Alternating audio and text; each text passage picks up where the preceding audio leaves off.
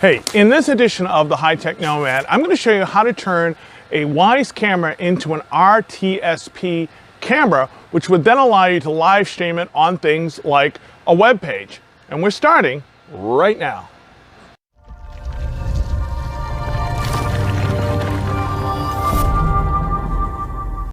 Hi, I'm Orman Beckles, aka the High Tech Nomad, and welcome to another video. Now, in this video, I'm going to show you how to turn a Wyze camera into a streaming camera. And that means once it's in that mode, you're going to be able to talk to this camera directly without using the typical Wyze app. But more importantly, you'll be able to embed the output from the camera in something like a website. I know a little bit about streaming webcams. I actually had one of the first webcam sites. It was called OrmanCam. I had cameras in my living room that you could move around. You could control the TV and the lights. It was just a whole bunch of fun. Some of the people that I met through the webcam are still close friends today after 20 years. Now, there's been a lot of technology changes. There's still a big interest in having live webcam streams. I get requests all the time. Somebody said, hey, I want to have a webcam that watches my goldfish bowl, or I want to have one that shows the marvelous view that I have from my restaurant window. I'm going to take this all the way from the very beginning to the end, where we're going to actually put it in a website. It's going to be easy to do it. We're going to make technology work for you. So let's get started. I very much dislike videos where they show you a cake mix and then they show you the final thing and say, see, easy, it was easy, just go do it like that. I'm going to do as much of this in real time as possible. Put chapter links down the bottom. First thing we're going to need is a Wyze camera. This is what it looks like when it comes in my local computer store. And they're about $29. I'll put a link for some below. And this is how it comes when I get it at my local home improvement center. Why, I don't know. It's look at that. It's ridiculous. And it's usually $5 or $10 more, which I guess is how they pay for the packaging. Let's go ahead and cut this open. And let's see what we have here. It's the same thing. It's the exact same thing. Okay? We should do a comparison. Okay? Normally this comes in the box like this, okay? And this comes over here like that. This comes over here like that. And that's off to the side. And the instructions are the same instructions that usually. So it's that as opposed to this, all right? I'm not a big environmentalist. However, obviously there doesn't seem to be much of a need for that. We have a connector that is weatherized, and that's what makes this an indoor-outdoor camera. They have the hook and eye, so that if you want to put a nail in and hook it, you can. And once it's hooked, you can turn it in any direction that you want. In addition, there is a super powerful magnet in there. And it actually comes with, that's the 3M strip, it comes with a magnetic plate, and it comes with a screw, and basically you can mount that to the wall and then just put that on there. Consequently, if you have something that's metal, it will just stick to that as well. We have two slots on the bottom. One says setup and one says SD card, and we're going to actually be using both of those. The next thing we need is a micro SD card. I'll put a link for those below. We're going to copy a program on here. Now, there's a couple of different ways that you can do this. I have one of these. I'll put a link for this below. And this will actually run either one. So I can either run so I can plug this into here and then plug this into my computer. Or in this case, this one actually even has a micro SD. Yeah, I always forget which way these are. There we go. So it actually has a micro SD card slot, so I can actually plug that into there. Now, we do need to plug this either into a computer or you actually can plug it into the phone. We just need to copy one file on there. If you don't want to make your way over to a computer, you can do it on the phone. We're going to do it on the phone here. This is just a little adapter, and then we're going to plug that right into the phone and copy the file onto it that way. All right, and then I use this a lot because That way I don't have to take off my case. And I'll put a link for this below. Or you can get yourself one of these. I'll put a link for this below. This has a micro USB-C end on one end. It has what appears to be a computer end on one end, the other end, which it does, but you can also push that out of the way, and then this becomes a micro USB.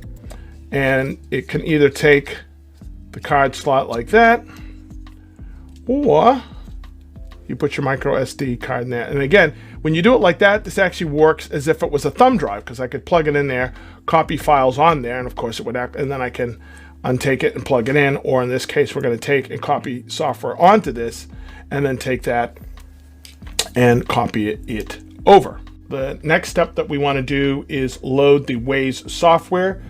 It's available for both Android and Apple. You would go to your Play Store, you can type in Wyze, W-Y-Z-E, you'll find it, you go ahead, you download it onto your phone, and you open it. When you first get there, it's going to ask you to either sign in or create an account. We're going to create an account. It's asking me for my email address. Let's check my email. There's the link for me. Now it's asking for my mobile number. Now it's asking me, do I want to have two-step authentication? I'm a big fan of two-step authentication. If you don't know what that is, go ahead and check out the link I have up above. You want to turn it on. I'm not going to, because I'm just doing this for demonstration purposes, and it will speed things up a little bit. And here we are at the main screen. Now, the first thing we have to do is add our camera to our account. All right. First of all, I'm going to take this little extra plastic off of there. What I'm going to do is plug my camera in.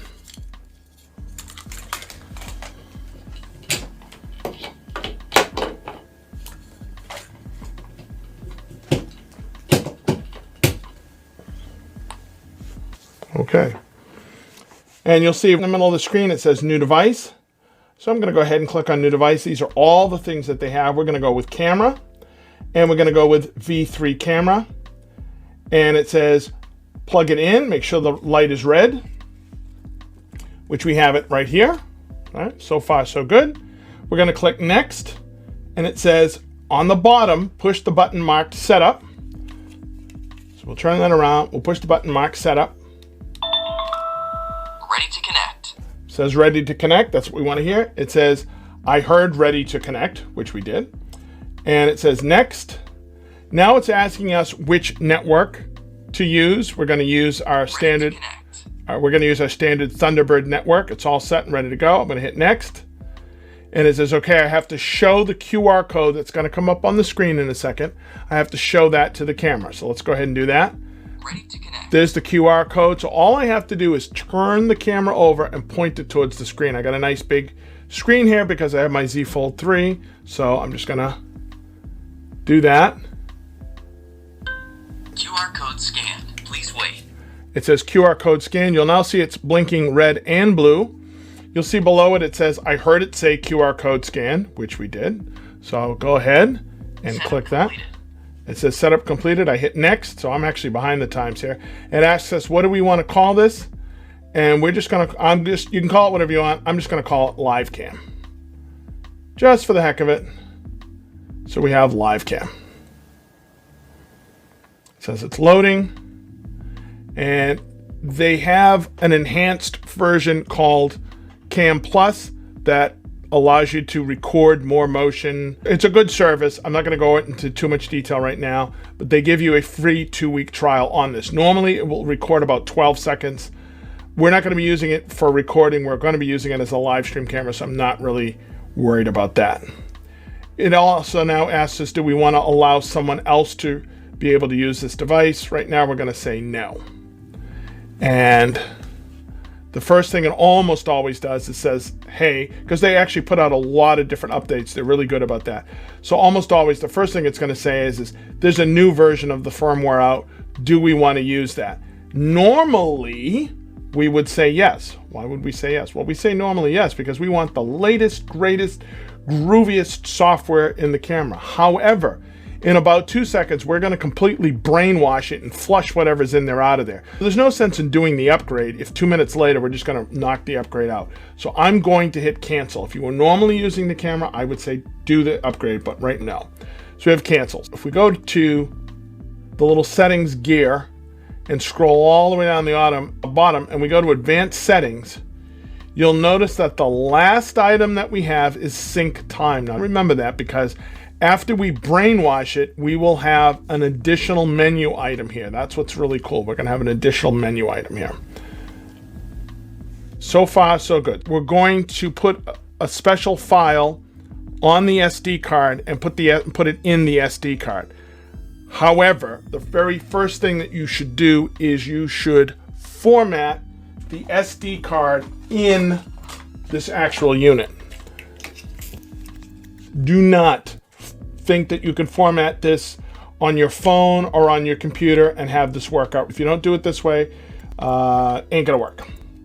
So holding the camera with the lens facing away from us, with the writing on the SD card, just put the SD card in and you put it in until it clicks. Put it in until it clicks. If you have trouble with that, if you don't have long enough nails, I usually use the little adapter and I push that down on top to get it. And you'll hear couple little beeps there acknowledging that it has an SD card. So the next thing we need to do is format that micro SD card. We're going to go ahead and we're going to go to, I believe it's under advanced. Yes, under advanced, we have record, we have manage micro SD card. You're going to go ahead and click on that. And regardless, you must format it. We're going to go ahead and format it. It says, hey, are you sure? Yeah, I'm sure. We're going to go ahead and format it. All right. Now we have formatted the SD card. We need to copy a file onto the SD card. As I said, you can go to a computer. We're going to do it right on the phone because it's only one file. I'll put those down the bottom. If you want to learn how to have your own domain name with your own links, you can check that out. I really like this because I can make whatever link I want, and I know that it's perfect in terms of whatever I can remember. In this case, it's WYZE-RTSP, and then I made it V3 for the version 3 of the camera, V2 for the version 2 of the camera, and pan for the pan tilt camera. Device notification. Okay. When I go to that link, it immediately says, do you want to go ahead and download this? I'm going to go ahead and say yes. And that's it. We have that file. Now we have to get that file from here onto our camera. Let's go ahead and we're going to go ahead and take the SD card out of here. This is usually where I have more problems because you have to get your fingernail in there. And I don't always have great fingernails. Probably would be helpful to unplug the camera. It's not truly going to hurt it at this point. And I'm going to go with, I said we have two different ways, but because I have a case on there, this is going to be a little tough to use. Actually, I could use that one in this. We'll use that in this one. So I'm going to actually plug this in to here. And then I'm going to plug this into here. And then I'm going to plug this into my Z Fold 3.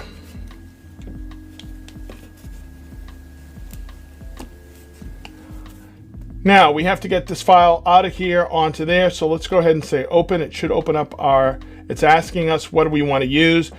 Most of you will have, in fact, all of you will have My Files, Solid Explorer. I did a video for that. That's a much better app to use.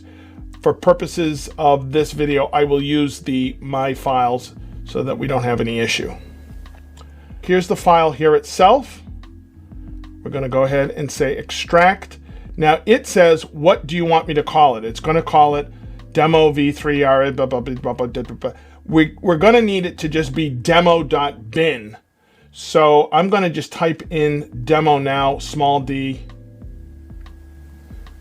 I'm going to call it, so when the file comes out, it'll be called demo.bin. All right, so it is now taken it out. It's called demo.bin. Then we're going to make our way to our micro SD card, which in this case is called USB 1 storage. So I'll go ahead and click on that. Other way I can tell is that It says that the full space available on this is just under 8 gigs. Remember, we said it was an 8 gig card, so I'm all set. Now you'll say, holy moly, there's already stuff on there. Yes, and that's why we needed to format it in the Wise camera, because it writes certain files on there, and if it doesn't see those files, this isn't going to work. So that's why we want to format it before we do this. So formatting it normally would make it empty, but in the case of a Wise camera, it puts some information on there. So again, we want to make sure to format that. We'll go ahead and click on copy here, and Bob's your uncle, it's already copied the file on there. We're all set with that. We're ready to go. We're going to take, it's unplugged. We're going to go ahead and put that in our camera. Okay, put that in our camera. And the way that you tell it to read that file is that you plug in the power while holding down the setup key. So we're going to plug in the power and hold down the setup key. Now I'm going to find it a little difficult because I'm the only one here. So you may want to call somebody to help you. I'm going to plug it in here. Now it's not plugged into the wall. So I'm going to push and hold this with my thumb, and then I'm going to reach over and plug this in. Now what we want it to do is we want it to start blinking purple. In this case, purple, and that'll tell us that it's reading that file off of the SD card. So let's go ahead. This is try number 1. Let's see what happens. So I'm going to push and hold. I'm going to put this over here.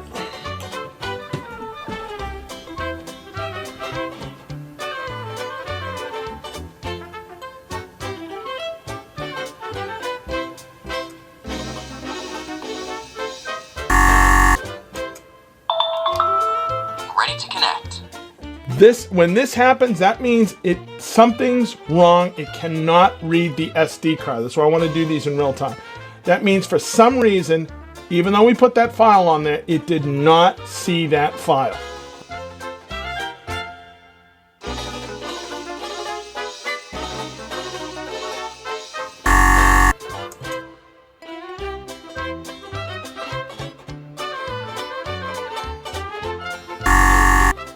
This is the 4th or 5th time, and that's why I like doing these things with you guys in real time, so that you can see I have problems too sometimes, and in this case I know that this is the correct procedure.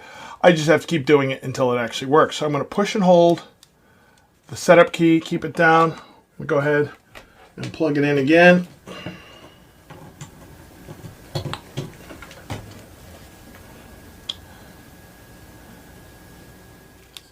Hallelujah.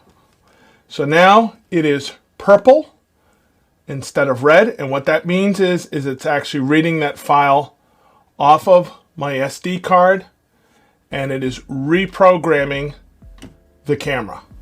So if you have a problem with one SD card, get another, and that's it. That was the hard part. That was the hardest part of this. We've now reprogrammed the camera to be an RTSP camera. The camera's rebooting, and after it finishes, we'll go on to the next step. But this is if you get this far, you are all set, baby. This is the toughest part. As you can see, in my case, it took me, whatever it was, 4 or 5 tries before it finally decided to read that file. We've rebooted the camera. We're back into the app itself. The camera should still work normally in the Wise app. Let's go to Settings. And if we scroll down to the bottom and go to Advanced Settings, and scroll down to the bottom again, we now have a new menu item called RTSP. Congratulations, you've successfully converted your Wise camera into an RTSP camera. Now, this is a good stopping point because the YouTube algorithm says I shouldn't make these videos too long.